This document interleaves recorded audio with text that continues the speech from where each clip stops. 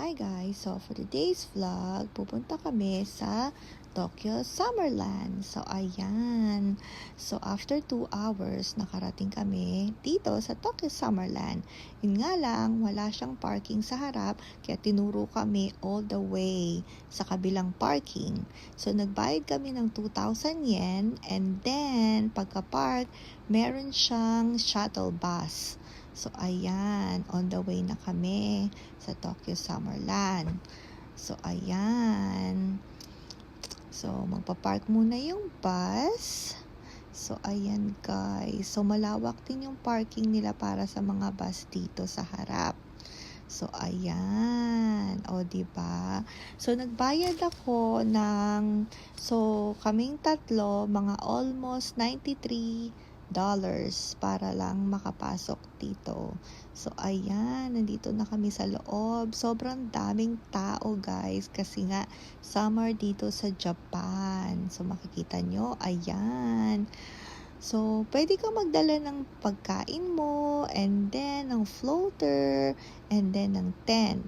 So, dito ka sa baba para magbihes. So, ayan.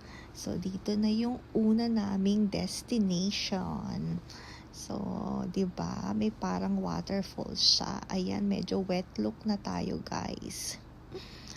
So, ayan. Medyo mainit dito sa lugar na to. Ayan, makikita nyo behind me si G-Style and Simply Jiro. So, 'di ba?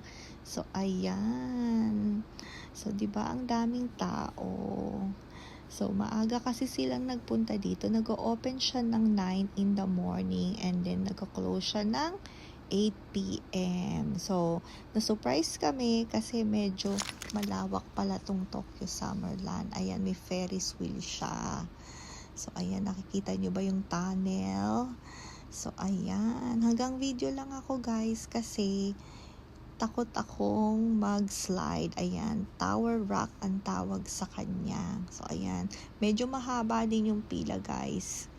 So, ayan. Meron pang isa doon sa likod ko. Kung gusto nyong mag-slide. At, ayan.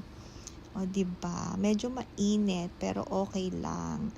So, ganyan siya kalawak ang Tokyo Summerland. So, ayan, si Simply Jiro, mag-i-slide siya. So, ayan, nakikita nyo ba siya, guys? Ayan, siya na yung next. So, nag-antay siya siguro mga 10 minutes. Oh, ayan.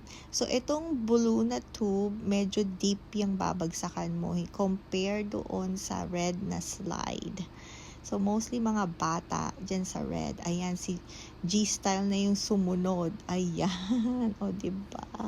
Ang saya-saya nila dyan. Ayan. Video lang ako, guys. Kaya, di kasi ako marunong lumangoy.